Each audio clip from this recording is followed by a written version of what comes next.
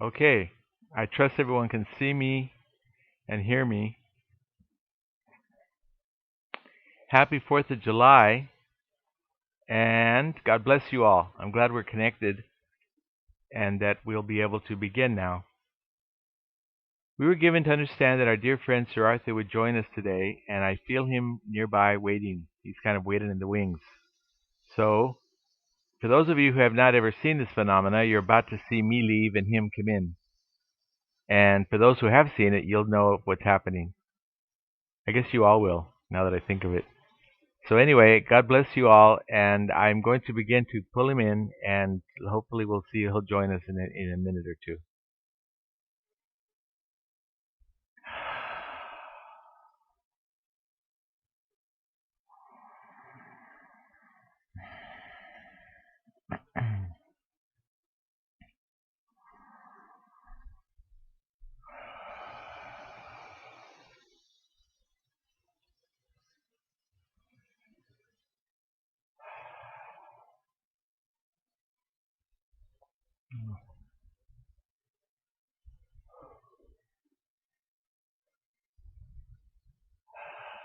There are many here, not just him.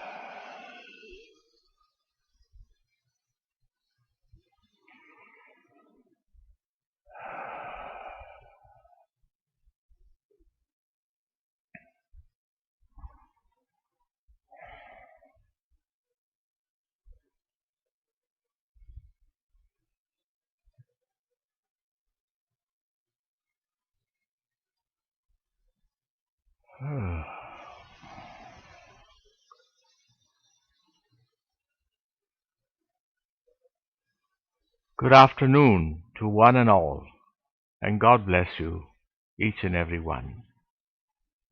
The first thing I should want to say is that I'm quite grateful for all the effort that you've made, all of you, to assemble thus and to be prepared to receive the message that I've come to give. How much I've looked forward to this date, you've got no idea.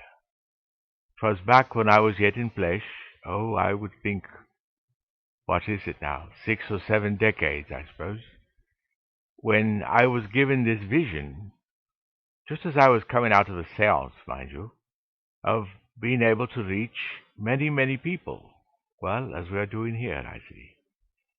And yet, in those days, with the motion picture industry in its infancy, well, such things were, well, almost beyond imagination. However, I should have known better, having seen so much that Spirit had shown me. And even then I doubted. I thought, well, I suppose one day perhaps there'll be a way to do it. And then it is now that we are here. So in a sense, I've got yet one more proof of the very much used statement about how there is no time and there is no space. And yet here we are all together now in one place, I suppose we could say. And so it is that I've come to share with you something that was given to me not that long ago as time flies, having everything to do with the much touted year 2012 AD, which, by the by, for those of you who know not what those letters mean, it means, it's a Latin, Anno Domini, the year of our Lord. Why do you suppose it is that so much has been made of this year? Why, going all the way back to the Maya, that very interesting and yet mysterious culture of people that, well, it appears came and went, leaving only their calendar. Oh, there are other things that they've left, of course, but the calendar has assumed the central point of interest. With good reason. They, who were much coached and guided and tutored and mentored by, well, many beings from many different systems of worlds, including those that you would think of today as aliens. They, who were the recipients of all of this knowledge and intelligent downloading that occurred even then, before the word download, I suppose, was ever used, at least in the English language. They received so very much, and they were at least open-minded enough, hint, hint, to receive it, knowing that they were being guided by a culture that, of course, surpassed their own. And so they were grateful. They had the appropriate response to such things, and they were as open as they could be, and it wasn't a problem, the language that they spoke, though they did indeed have their own. It was only that they had but to be open-minded, for so very much of what they did receive was received telepathically, as is usual when one enters the higher realms of spirit. So they received, and they received, and they received, and they prospered, and they did very well, and in time it came to be that it was obvious that they were receiving information having to do with times yet to be. The times that we are in now, my dear ones, the times that we are about to enter. We've spoken about the cosmic laws and the law of cycle in particular. That law is one that describes conditions in nature, in cosmos, wherein most things, it seems, note I say most, things come and go with a beginning, a midpoint, and then an ending, a terminus. And yet there be those things that have had no cyclic significance at all. I suppose one of these being the Godhead itself. And so it is that we've come to understand these things, cycles coming and cycles going, some much longer than others. Why, the Hindus have what they call the day of Brahm, thousands and thousands of what you would call your earth years, to signify just one day of their major deity, Brahm or Brahma. I suppose you're still with me. I sense you are. I feel all your thoughts agreement, so I'll continue. In those vast annals that were downloaded to the Maya was the very peculiar point of interest that their calendar, their much famous and touted calendar that's been so misinterpreted, I'm afraid, but at the same time much appreciated by those who have got the sense to do so, have come to see that there is a point wherein it appears to end. Now, at the time when they received this, it didn't affect them too much, but it was thousands of years in advance. They knew not completely what this was about. They only knew that that's as far as the information that they'd been given flowed. What were they to think? They knew better than to speculate too much, and so all they did was, like good secretaries, they simply wrote down what was given to them, and indeed it took them to the very, very mysterious date of the 21st of December of the year 2012.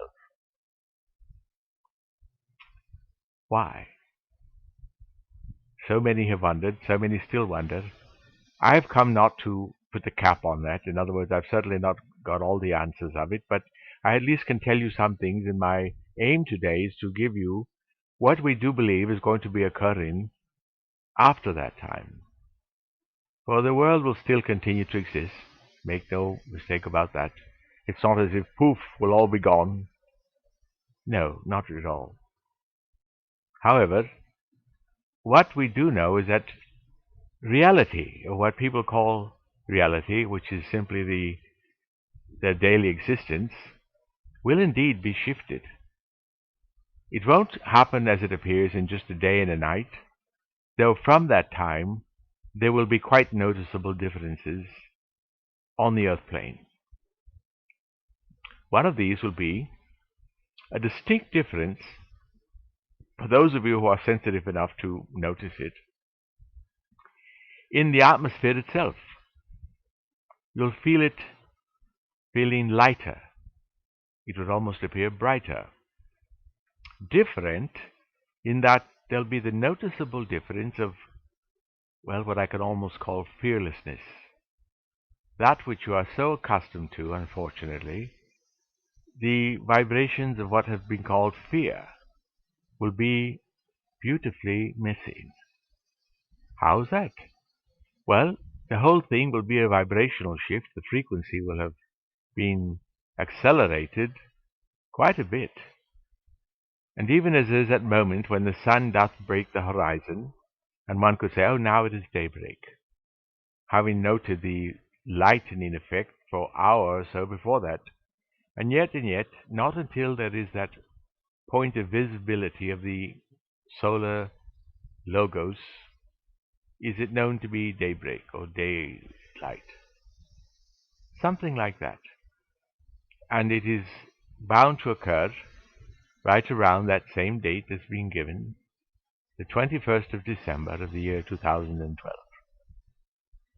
Thereafter, what?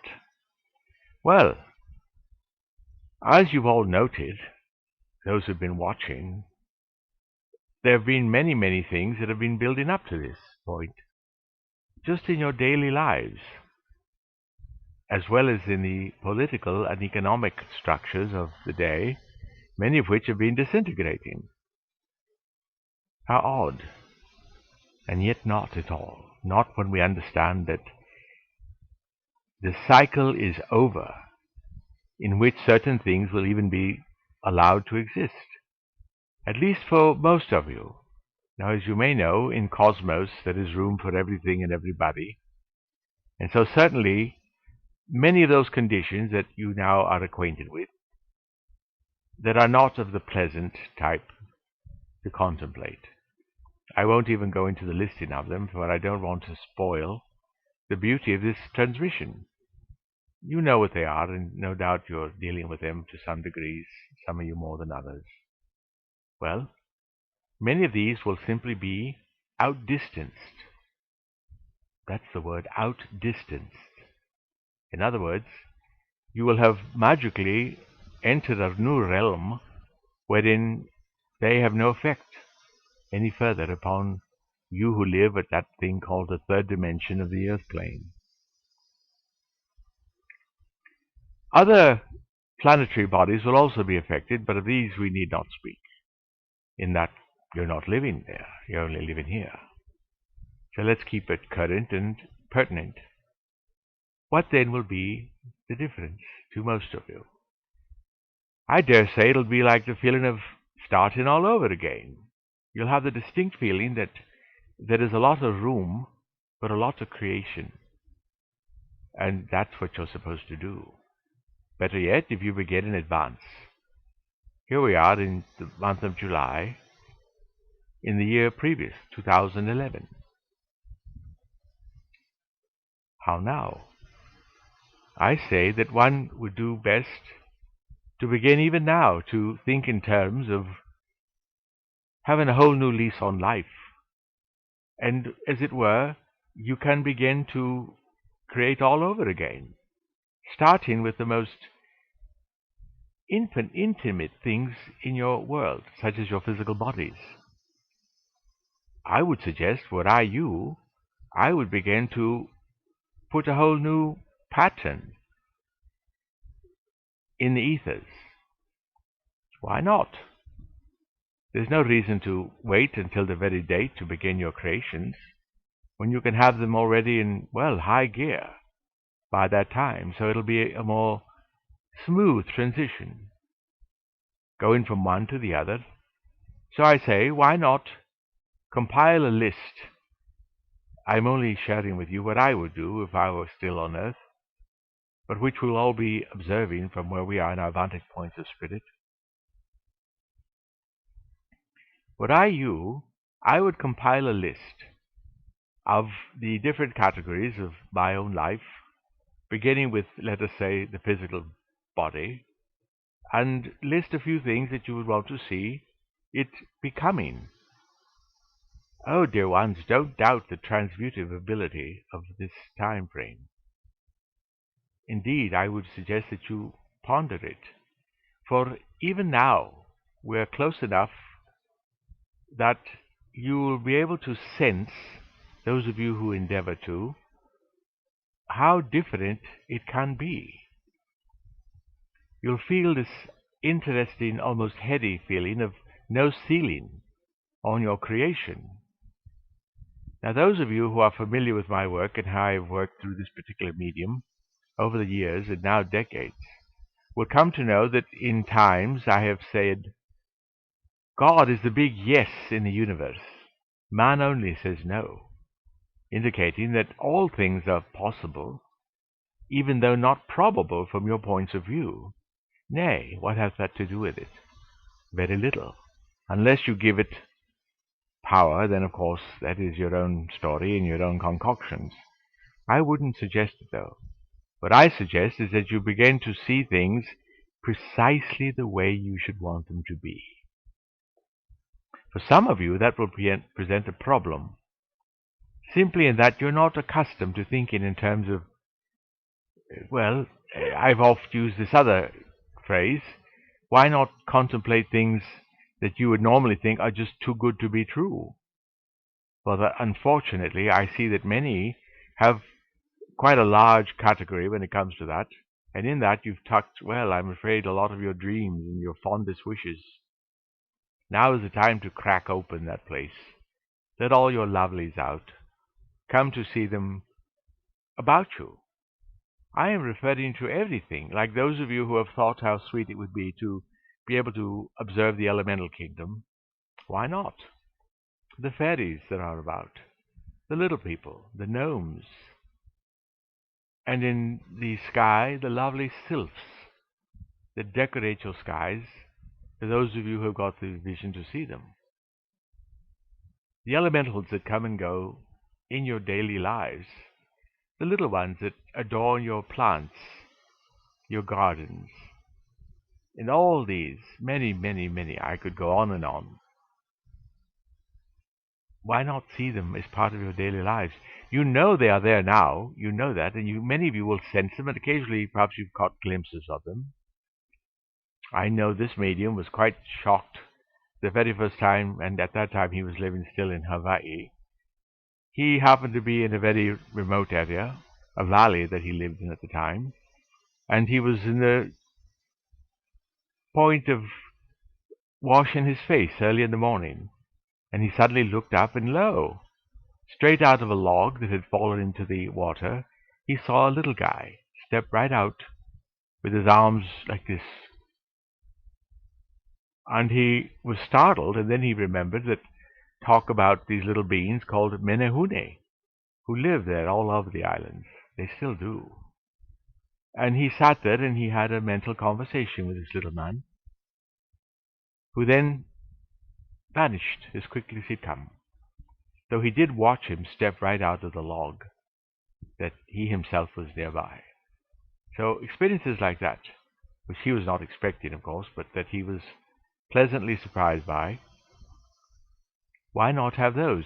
Only if you care to see the little ones, you need not. But there might be many other things in your lives that you would want to add. Now is the time. So, one could say that a lot of my message is simply that. To prepare your wish lists and make them as, well, I'll say real as possible. Simply because they will be. To the degree that you endow them with reality, to that degree can they manifest. I trust I'm being clear and not speaking in ways that some of you might think fantastic. I tell you, dear ones, there's no such thing as fantasy. Not really. For what one thinks of as fantasy, another might see as reality. If you are fully clairvoyant, very little would be considered fantasy for you, for you would simply be able to, you would be perceiving what is there. Now, another thing that will no doubt occur right around that time frame that we've been discussing will be there'll be breakdowns on the Earth plane of some of the major grids and systems of energy. So were I you, I would even begin now to prepare, set aside some what they call survival foods. I perceive that many of you have already begun to do that, and that is a good thing. For some of you who have perceived the worst case scenario, as they like to call it, it won't be that. In very few places upon the globe will you see total devastations or cataclysms. Those things are occurring now, and they are building up, in that each one shifts the vibratory rate of the Earth planet just a bit, closer and closer to what it's bound to be when all is said and done. Now, as to your relationships with other people, herein is a place that you will want to pay very special attention. And here's why. Simply because everyone, bar none, everyone will simply be automatically more sensitive. I dare say even more clairvoyant. Why, the most common fellow on the street will find himself suddenly seeing and hearing things that he'd not. In most cases, he'd not even believed existed. So there will be a lot of disorientation, I must admit that. However, it won't be much that you can't help others understand, perhaps by explaining to them. So for a lot of you that have sensed that you are here to be teachers, indeed you are. Be prepared, for showtime is about a year and a half away. Therein you will find your true calling. For many of you are thrice grown. You've been here on this earth many, many, many times. I would say some of you up to into thousands of past lives. And in each one you've learned lessons that you had not learned previously. In some, you've picked up lessons that you had learned previously, only to take them to the higher level of mastery. Yes, for that too is part of the divine plan, that all end up as masters. Lady masters, gentlemen, all of you. Why, I dare say even your pets, some of those in the animal kingdom, will suddenly take on a whole new luster. And in those days and thereafter, don't be surprised if your pooch, your little dog, will look up at you and you'll get his thought, I'm hungry, feed me. Or things like that. Some of you might note when a bird happens to be outside of your window chirping loudly, it's got a message for you. So you'll take the time and you'll hearken and listen to what he's got to say. And oddly enough, you'll understand what his message is.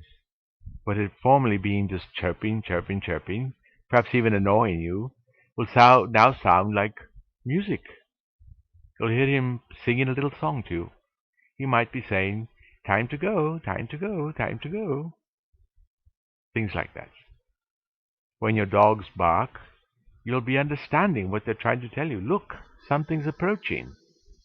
Or, it's time to clean out this thing in your home, for it's creating a danger and a hazard for you.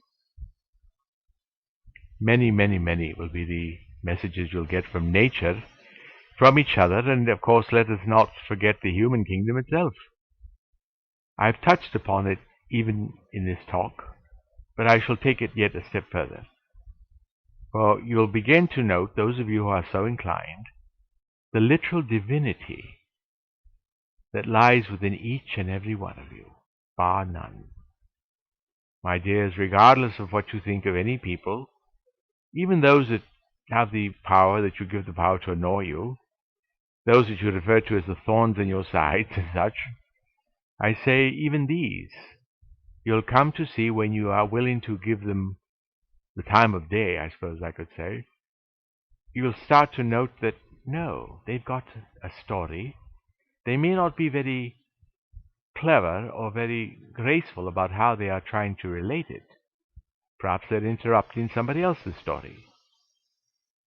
But either way, you'll note that in that which you'll see, that everyone has got a story to tell, and we simply have got to work out ways to where everyone can share their story and not feel like they're intruding upon the tales of others.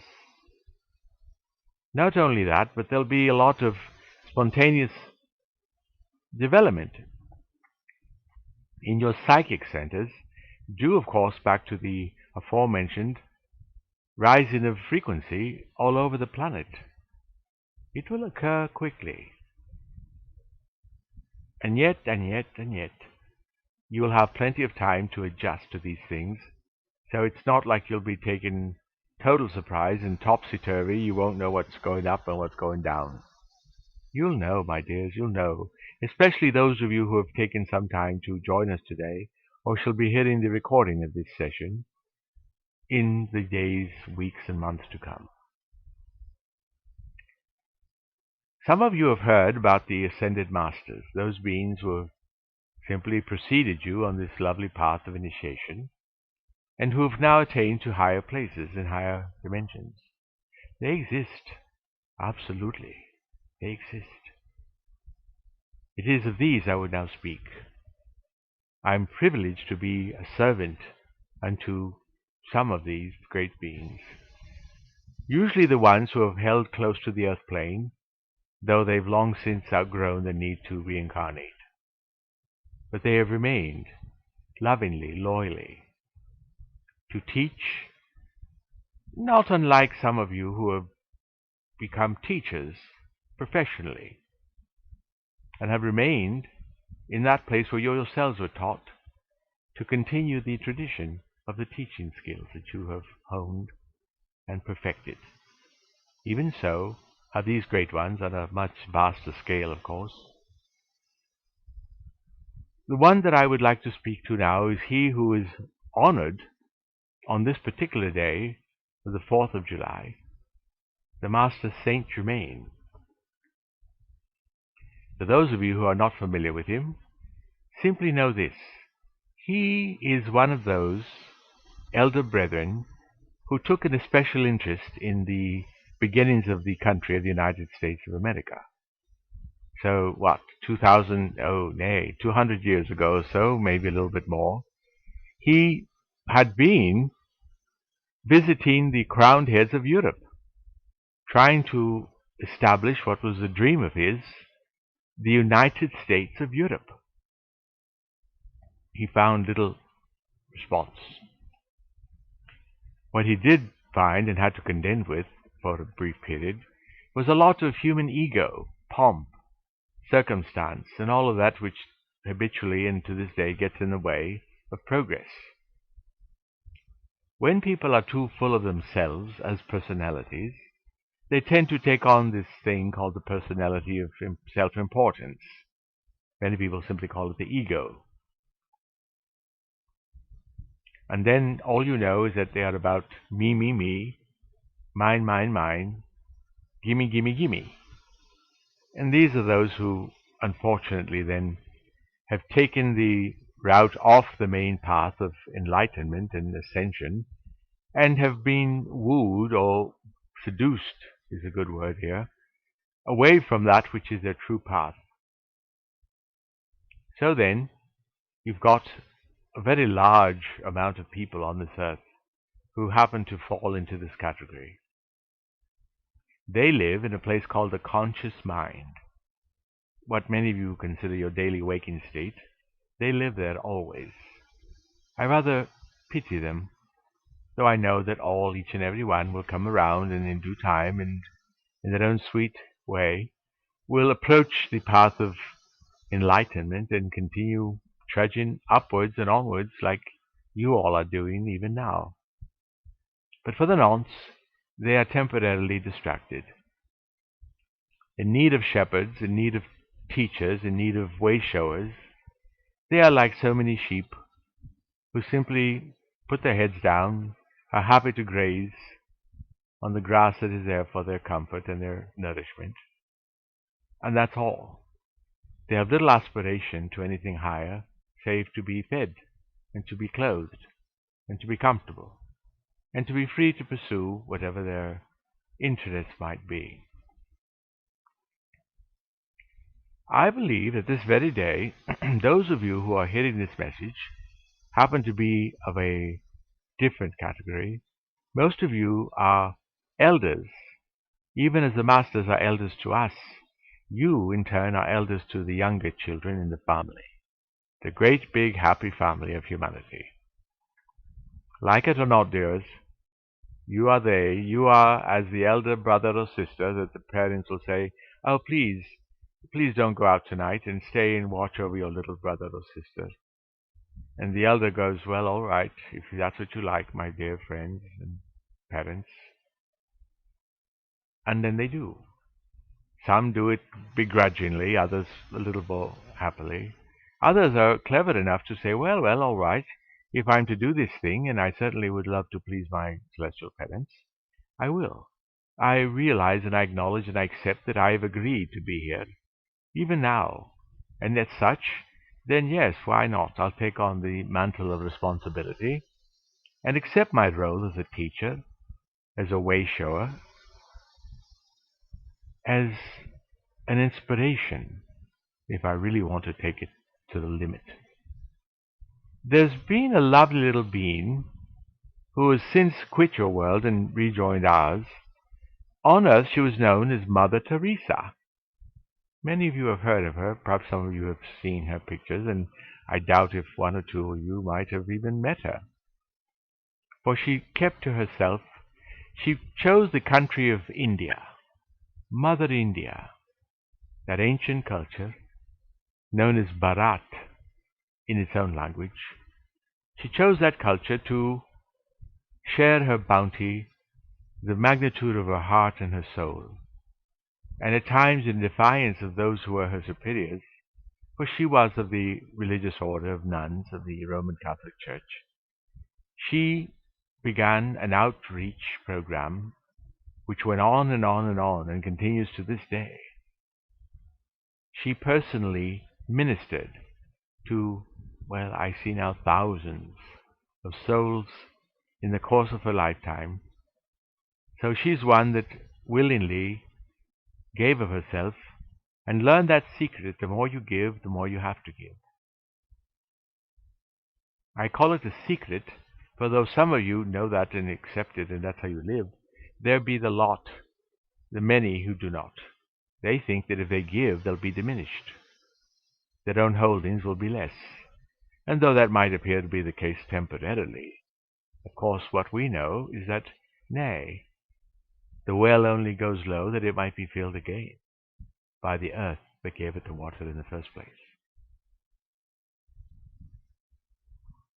My dear friends, what I'm here to tell you is simply that, indeed, there will be some large changes to come, even as now they begin.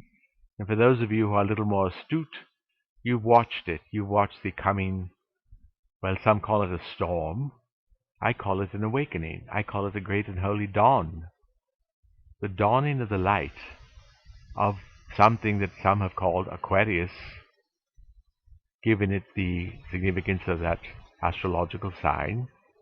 And though I don't dispute that, I say it is that and more. But every 12,000 years, it is another age of Aquarius. Nay, 24,000. Each cosmic year, each cosmic age, being approximately 2,000 years of Earth time. Now, if those of you who are versed in the Vedic system of astrology are hearing this message, you might find some variance with that for your own system, defines things slightly differently. I have no argument with that. I know something of the yugas, and the Sat Yuga, and the Kali Yuga that we are ending, fortunately. But for the moment, I'm speaking to the tropical astrologers and those that have been influenced by that, which is far more likely in the West. And to those of you who are following that system of thought, then you know something of the thing called the cosmic age of Aquarius, which began more or less around the year 2000, and certainly is in its dawning stages now. So first what we've got is a gradual phasing out of things that are known as the Piscean ways of doing things. The more emotional, the more self-sacrificing, going it alone, suffering alone, to the point of martyrdom. All of these things, though valid, have seen their day. And now we are entering a lovely new phase of cosmic astrology. This new thing, the Aquarian age, brings with it things like clarity of thought, which leads to clarity of emotions.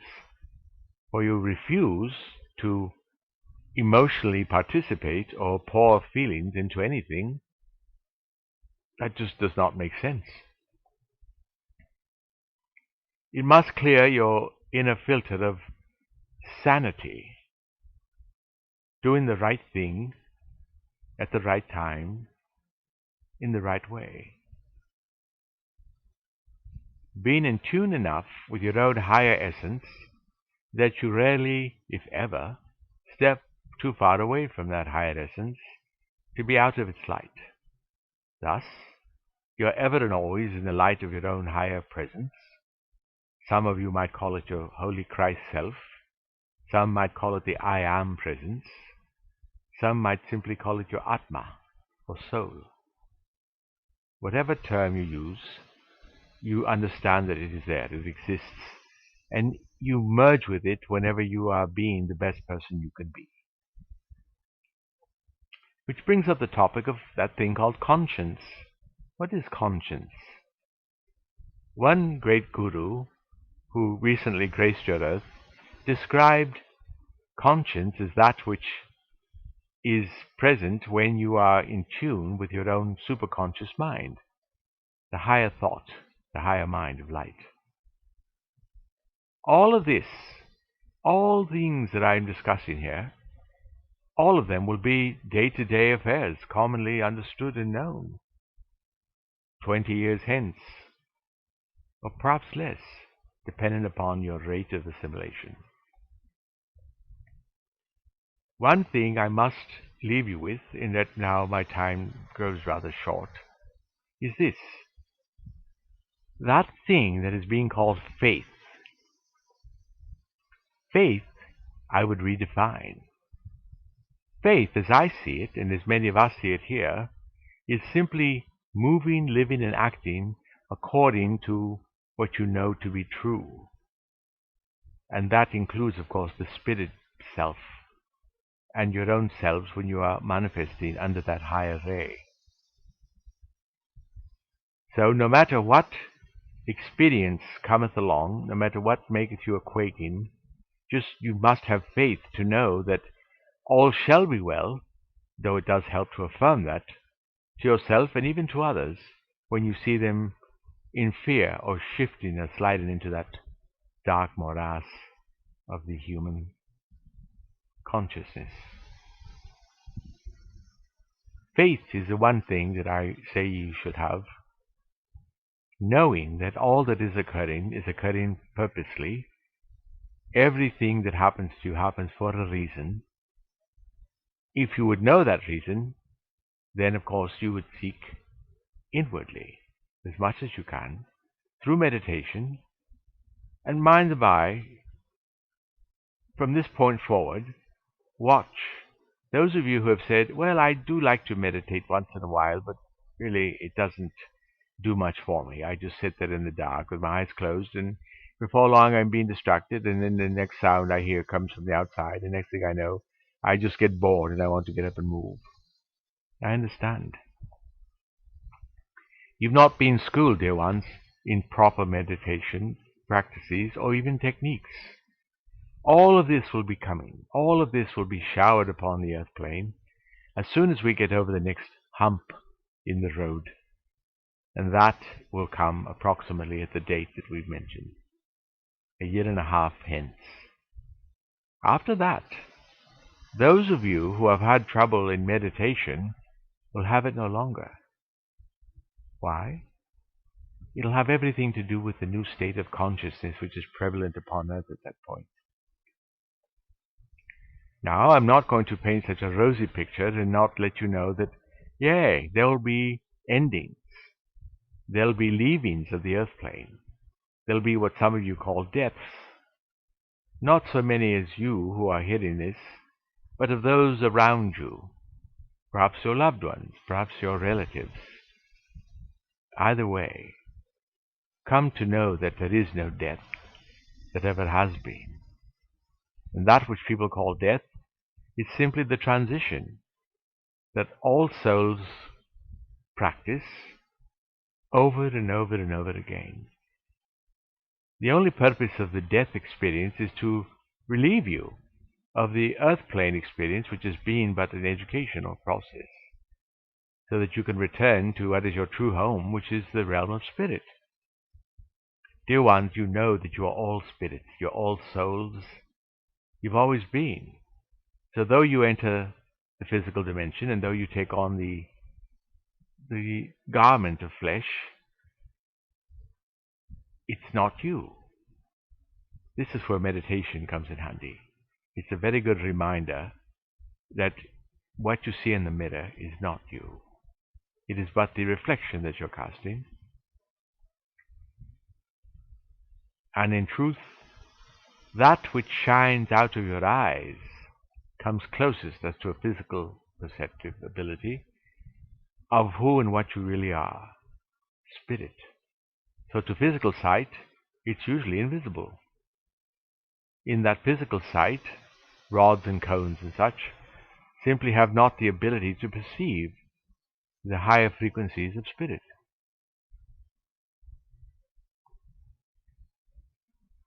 I pause now in utterance. I am registering certain questions that have been sent in my direction, and perhaps I'll be able to answer one or two before I've got to go. One of the most common ones that's coming from at least 5 different places and different people is this: what shall we do when confronted with tragedies or cataclysms, things right before us that normally would greatly upset us, perhaps cause us dear turmoil and depression?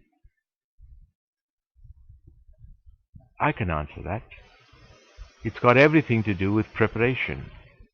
The theme of my talk today, to prepare what is coming, mostly in consciousness.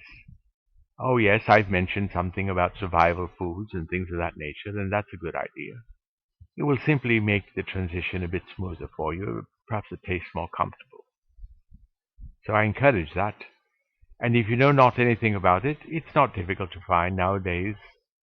Why, inquiring even amongst those that you might be seated right next to, even at this moment, will bring you words and information on that score. More than anything, though, what I've come to say is this, that this great transition that is soon to be upon you all, each and every one of you will experience it in a different way, according to your nature, need not be the terrible thing that some expect. Why, you know, some people on Earth are expecting the end of the world. They're even making films to that effect. One or two too many, what I think. But they're sharing and spreading that doom and gloom consciousness that hath no place in God's plan. And all of this is God's plan. You must remember that. All things that are occurring for good, for liberation, for soul liberation. Why, those of you who are American citizens know good and well that this day, the 4th of July, happens to commemorate the birth of your lovely nation. Yay. This nation, the United States of America, the love child of the Master Saint Germain, with all of you. I say that not disrespectfully, but that you might come to understand that long ago he conceived of this place, and it is in his divine plan to develop it, to found it first, and that he did. and to develop it. And so he knows good and well that now this child that he helped to sire is of the age of having a child herself. And so as she's about to enter as she is entering the pangs of labor and all of that, he is right there holding her hand. He is right there telling her, breathe deeply, breathe deeply. Focus on the top of your head. Pull in light and watch how it liberates the child in your womb. Breathe deeply. Aquarius is an air sign, and so it is that the science of breath, the Hindus call it pranayama, will be very, very central to life on earth. Even as those who go in high altitudes must make amends for the smaller amount of oxygen that is available there, even these know something of breathing deeply and understanding what it takes to survive. Oh, my dears, I could go on and on. God bless you all, each and every one. I see you as so many jewels in a lovely box that the Divine Mother has provided for me this day, as she sent me and said, go, share this message, make people happy, let them know that what cometh is radiant liberation for each and every one to the degree that they're ready and willing and able to accept it.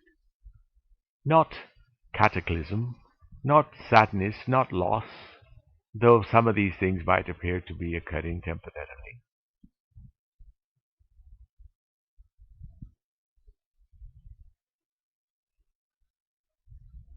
I look upon you. I see you far and near. I even see you who are hearing this message after the fact. For lo, there is no time, remember? I see you all, my dears. I love you dearly. I've come one more time, perhaps as a prophet, certainly as a spokesman for a particular council that I am privileged to work with. And I'm here to say to you that life goes on, so shall you. There is no end, there is no death, and if you play your cards right, there'll not even be a terrible tragedy as we make the transition, while you'll leap into the new place as a newborn leaps into the world. Happy to be here in this place that seems so full of wonders. So are you, and so shall you be. Think of it as a rebirth. Well, most rebirths are preceded by the passing of the old. Let it go, let it go, let it go. Hold on only to that which raises you, uplifts you, encourages you, and makes you happy. That which strengthens you is oft that which challenges you before.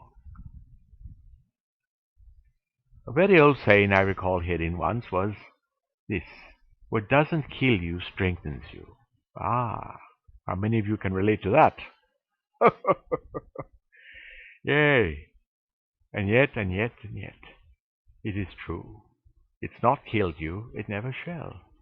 It was never intended to do that. Why, that's well nigh an impossibility.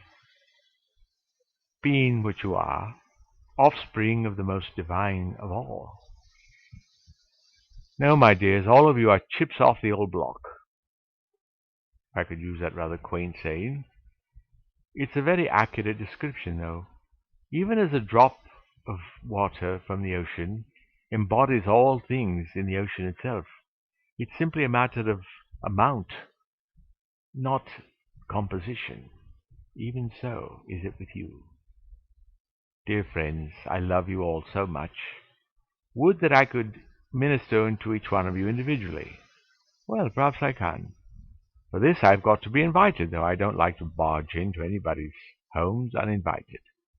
So what I'm leaving you with is this as well.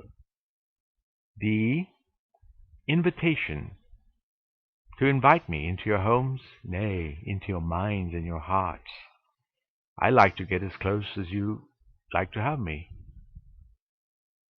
There are no divisions, not really. Flesh certainly is not one. So then let us start to act accordingly. Know that we are spirit. From spirit we came, and to spirit we shall return. But meanwhile, why not live the fullness of life that you can on earth? Watch, watch, watch. Be watchers in the most transcendent sense. Come to understand, nay, come to participate. Nay, come to anticipate the changes that will be coming to all of you, each in your own ways. Welcome these with open arms, dear ones. Come to know that all is good. All is good. All is God, becoming more and more obvious to you with every passing breath.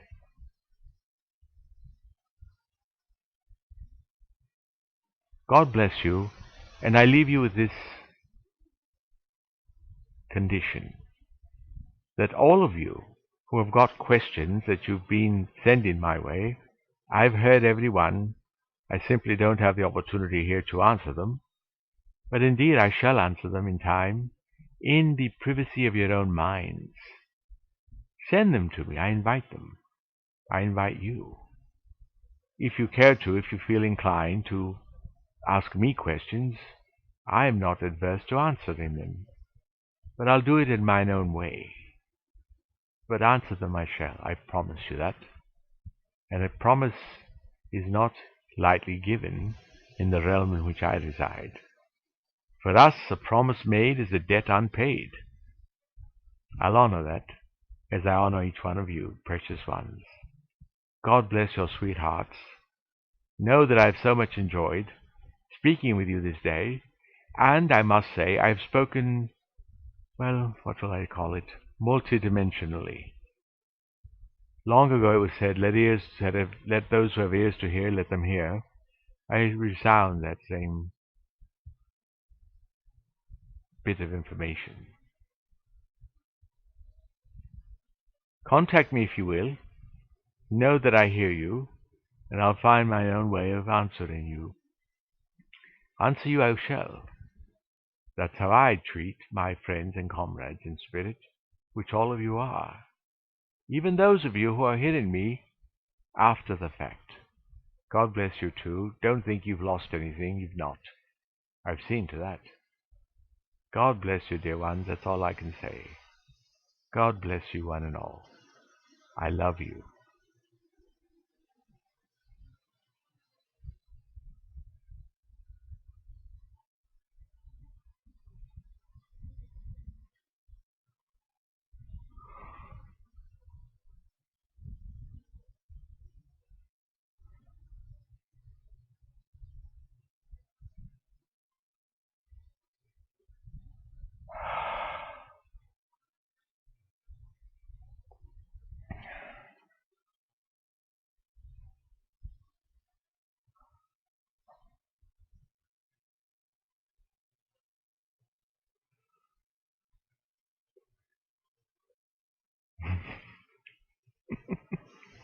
It's me again.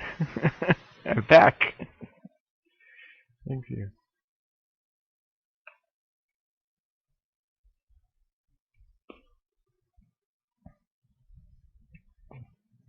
I hope you all have something to drink. I don't like to drink and not have others drinking too. Anyway, God bless you all. Thank you for joining us. I hope it went well. I think it did. I heard most of that, but there are parts of it that I was not in a state where I could. Doesn't matter. What was given, and I feel good with it. So God bless you all, and I guess we'll conclude our transmission now. I'm sure there are questions, and like Arthur said, if there are, just send them to him. He will answer them. He'll find a way of doing it. But for those of you who want to try more earthly ways, you can reach me directly, and wherever you are, there's ways of doing that. So all I can say is thank you for joining us, and have a happy 4th of July. It's our country's birthday. And happy birthday to Saint Germain, wherever he is. I'm sure he's with us. Thank you. Gotta go.